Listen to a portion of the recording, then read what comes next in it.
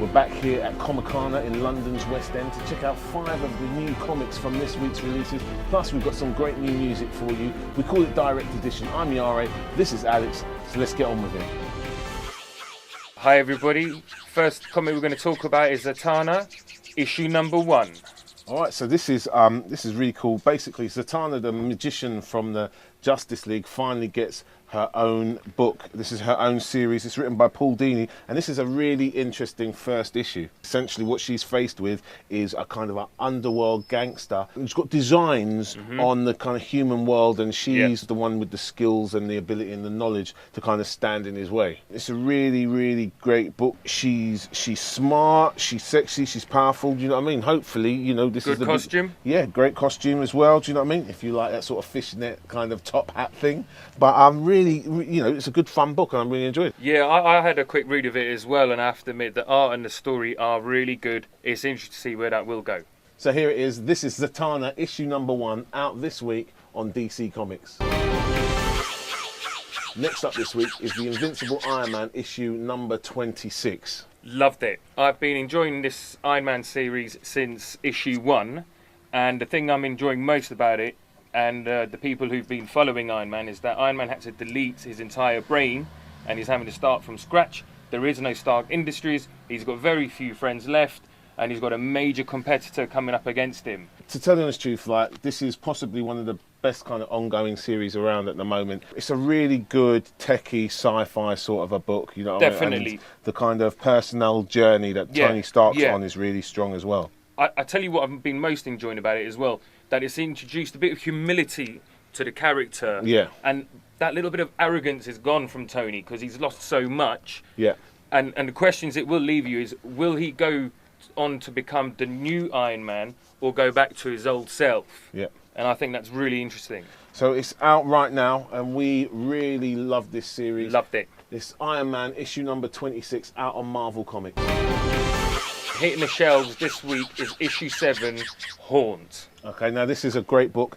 Basically, this is the collaboration between Robert Kirkman and Todd McFarlane, the classic Spider-Man artist and founder of Image Comics. It's a really great little series which tells the story of a guy who finds himself essentially haunted, possessed at certain times by his dead brother, who was basically a secret agent, and he finds himself in possession of a range of crazy powers. He's not a secret agent himself, he's a priest when the series starts off. He finds himself thrust into this world of, you know, wet works and killings and all sorts of strange spy goings on, and how he kind of comes to terms and copes with that. I mean, it's a great looking book.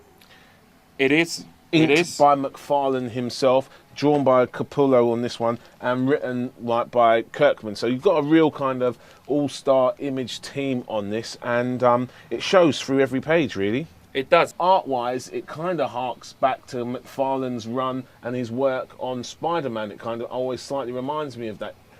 It's a great looking book and one we can recommend without any sort of hesitation. It's Haunt number 7. It's out this week. I mean, who takes this kind of abuse? Treated like kids no matter what we produce. With negative vibes, we're diluted like juice. The Mitchells among us are headhunted like moose. Look what they brung us, go pop or go poof. Speak up or stand out like a gold tooth. Sorry brother, I need more proof. Come on, get on my wavelength, it's very sore tooth round here. And I'm just trying to be. I'm just trying to be. Cause I'm just trying to be. I'm just trying to be. Every day I'm just. Cause I'm just trying to be. The new Avengers series is here this week. This is it. Avengers number 1. Wow, wow, wow. It could be too much. There's 4 plot lines going on here. Yeah. There's who are the new Avengers? Sure. Will they get on? Will they fit in? Yep. Wonder Man's about. He's not very happy. Yeah. Kang the Conqueror comes along with a message of, well, doom as always, saying that the Avengers kids of the future could turn bad. So essentially what we've got is that whole end of Back to the Future. Yes. You know, so to take us into the sequel, it's not you, Marty, it's your kids. That's it, exactly. Something's got to be done about your kids. That's it. I mean, I'm going to be honest, I don't like the idea of that, but with Wonder Man having a bit of a moan about what's going on. Yeah. Who doesn't think there should be the Avengers Sure. anymore? Yeah. I don't want to give too much away. I think you should read it. I'm going to give it a chance. I'm going to give it 3-4 issues and see where it rolls. But the last page adds another storyline, which is keeping me hooked for the moment to see where it will go. Yeah, it's very, very well paced out. It's great writing by Brian Michael Bendis. Yep. The art is by John Romita Jr., who is one of my favourite artists. He's one of the master artists around in the game at the moment. So well worth you checking out. Avengers issue number 1 out this week. And here's some other books we're going to be reading this week. The Walking Dead, Avengers 2, Brightest Day, War of the Supermen, The Heroic Age one-shots, The Merc with the Mouth, Deadpool, and finally, Britain's Best, Hellblazer.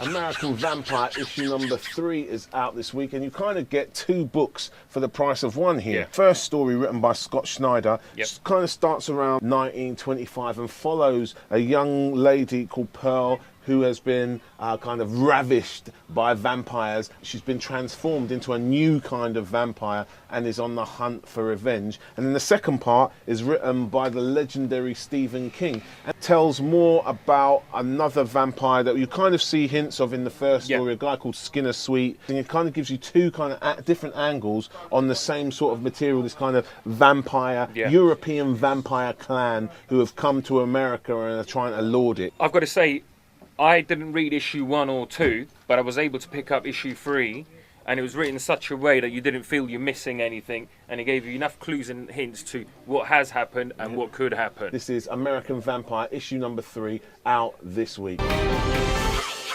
So that's about all we've got time for this week. Thank you so much for watching. Before we go, let's thank some more of our YouTube subscribers. Big up yourselves. These are your names going across the screen. These are people who subscribe to the show via YouTube, and we really appreciate all of your ongoing support. We wouldn't be here without you, so thanks so much for that. Thanks also to Alex. Thank you. Thanks for having me. For being back on the show again. Hopefully we'll see you again. Definitely. Maybe we'll make him a regular feature to satisfy all of those Alex fans that have come up online over the past week or so. In the meantime, keep leaving us more comments, leave us questions, rate us, subscribe, and if you're feeling the show, let somebody know. And we'll see you next week for more comics, more music. We call it Direct Edition. We'll see you then.